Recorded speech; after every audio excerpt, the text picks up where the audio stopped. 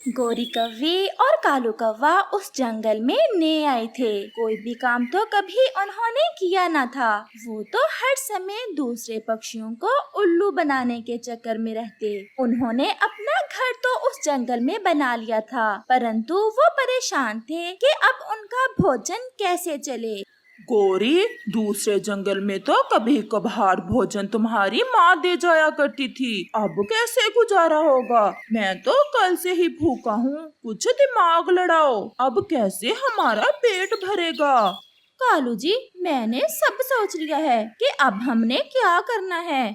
मुझे पता था कि मेरी शैतान पत्नी ने कोई ना कोई उपाय सोच रखा होगा। अब जल्दी से बताओ, क्या प्लान तैयार किया है तुमने?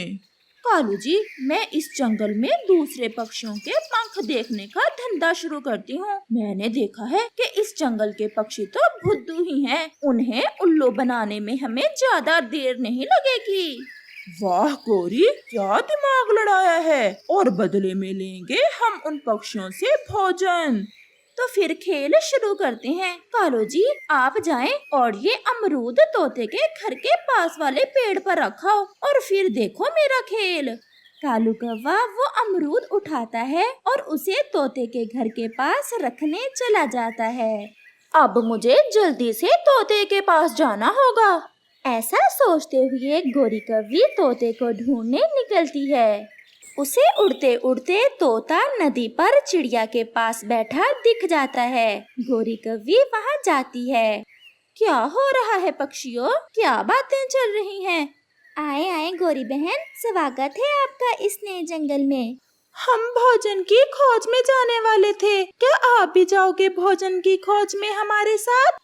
तोते जी, मैं तो कभी भोजन की खोज में नहीं गई। मेरे पास कुछ शक्तियाँ हैं जिनकी मदद से मुझे पता चल जाता है कि मुझे भोजन कहाँ से मिलेगा। गोरी कव्वी की ये बात सुनकर चिड़िया और तोता बहुत हैरान होते हैं। जादुई शक्तियाँ, वो कैसे? हैरान हो गए ना? अच्छा चलो तोता, अपना पंख करो मेरे सामने। मैं तुम्हारे पंख की लकीरें देखकर ये बता सकती हूँ कि तुम्हें आज का भोजन कहाँ से मिलेगा। तोता तो तुरंत अपना पंख गोरी के सामने करता है।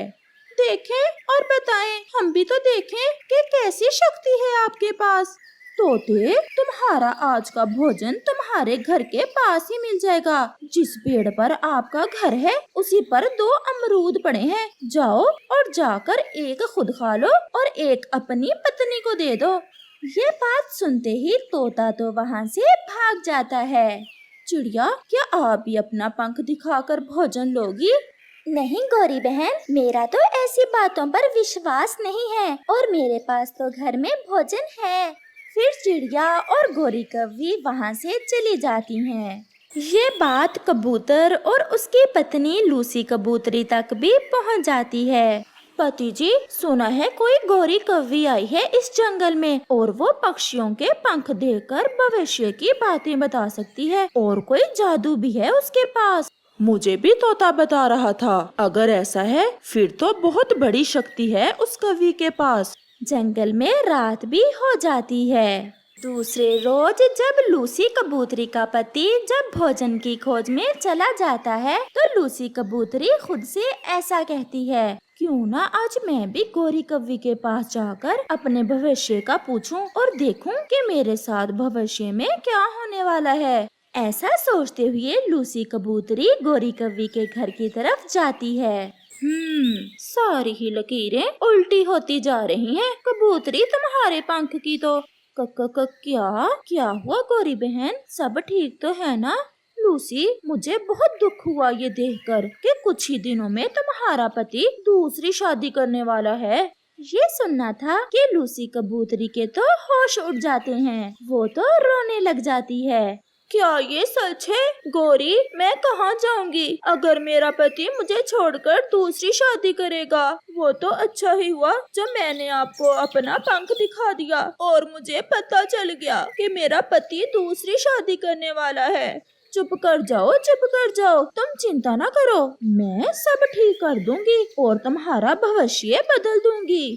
क्या क्या ऐसा भी हो सकता है? ये कोई बड़ा काम नहीं है मेरे लिए, परंतु तुम्हें 10 दिन तक मेरे लिए हर रोज एक नया फल लेकर आना होगा, जिसे सामने रखकर मैं अपना जादू करूँगी। मैं सब करूँगी गौरी दी, परंतु किसी भी तरह मेरा पति जी दूसरी शादी ना करें। अब तुम जाओ और याद रखना, अगर ये बात अपने पति से की या किसी और से की तो फिर मैं भी कुछ नहीं कर सकूंगी। ये बात सबसे छुपाना है। मैं कोई पागल हूँ जो अपने पति से ऐसी बात करूँगी। आप अपना जादू शुरू करें, मैं फल ले आऊंगी। और ये लें आज के 2 दाने चावल, अब मैं चलती हूँ। ऐसा कहते हुए लूसी कबूतरी वहाँ से चली जाती है। गौरी जी, मेरा भी पंख देख लें, कहीं मैं तो दूसरी शादी नहीं करने वाला। देखा देखा कैसे रो रही थी लूसी कबूतरी, अब हमारा धंधा समझो चल गया। वो दोनों ऐसा कहते हुए जोर जोर से हंसने लग जाते हैं। कबूतर भी भोजन लेकर वापस लौट रहा था कि उसके मन में भी गौरी के पास जाने का विचार आता है और वो भी घर जाने की बजाय गौरी कव्वी की तरफ आ जाता है। आओ आओ कबूतर, कैसे आए हो? तोते ने कुछ बताया तुम्हें मेरे बारे में? बताया है गौरी बहन, सुना है आप पंख की लकीरें देखकर सब बता सकती हो। जरा मेरा पंख भी तो देखो, मेरे भविष्य में क्या होने वाला है।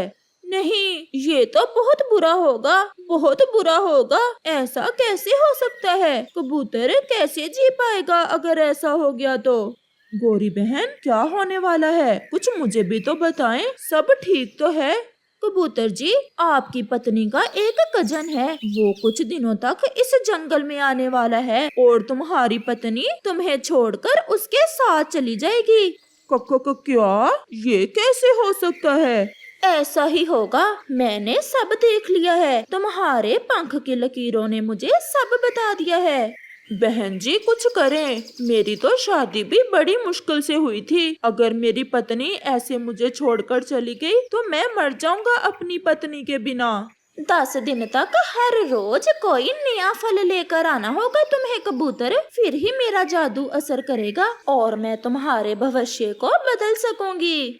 10 दिन तो क्या, मैं सारी जिंदगी आपकी नौकरी करूंगा। गौरी बहन, किसी तरह मेरा घर बर्बाद होने से बचा लें और मेरी पत्नी मुझे छोड़कर ना जाए।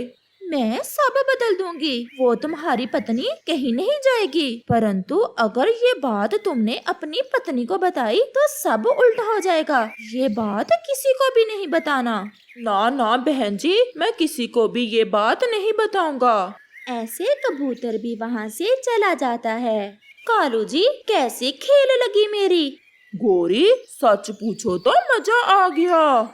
मजा तो तब आएगा जब हर रोज कबूतर और इसकी पत्नी एक दूसरे से चोरी चोरी मेरे लिए तरह तरह के फल लेकर आएंगे। लूसी, क्या आप मुझसे खुश हो? कहीं नाराज तो नहीं हो मुझसे? ये आप कैसी बहकी बहकी बातें कर रहे हैं? लूसी, एक बात पूछूं? पूछो पूछो पति जी। क्या आपका कोई कजन भी है? पुरानी बातें याद आ गई कबूतर जी, मेरे कजन का नाम सुनकर। वो और मैं बचपन में साथ साथ ही खेलते थे और फिर वो किसी काम से ऐसा विदेश गया, लौट कर ही ना आया। ये सुनकर कबूतर और भी डर जाता। ऐसे ही कुछ दिन गुजर जाते हैं और लूसी कबूतरी हर रोज कोई न कोई फल लेकर गौरी के पास जादू करवाने जाती कि उसका पति दूसरी शादी ना करे। और कबूतर भी अपनी पत्नी से छुपकर गौरी के लिए फल लेकर जाता कि उसकी पत्नी कहीं उसे छोड़कर चली न जाए। गौरी, अब इन दोनों से कुछ बड़ा मांगो। भोजन और फल तो बहुत जमा हो गया हमारे पास। मैं भी यही सोच रही थी। मैंने सुना है लूसी के पास एक कीमती हार है, आज वो मांगती हूँ। गौरी ने अभी ऐसा कहा ही था कि वहाँ लूसी भी आ जाती है। लूसी, अब 2 दिन रह गए हैं मेरा जादू पूरा होने में और फिर मैं बदल दूंगी तुम्हारा भविष्य और तुम्हारा पति कभी दूसरी शादी नहीं करेगा।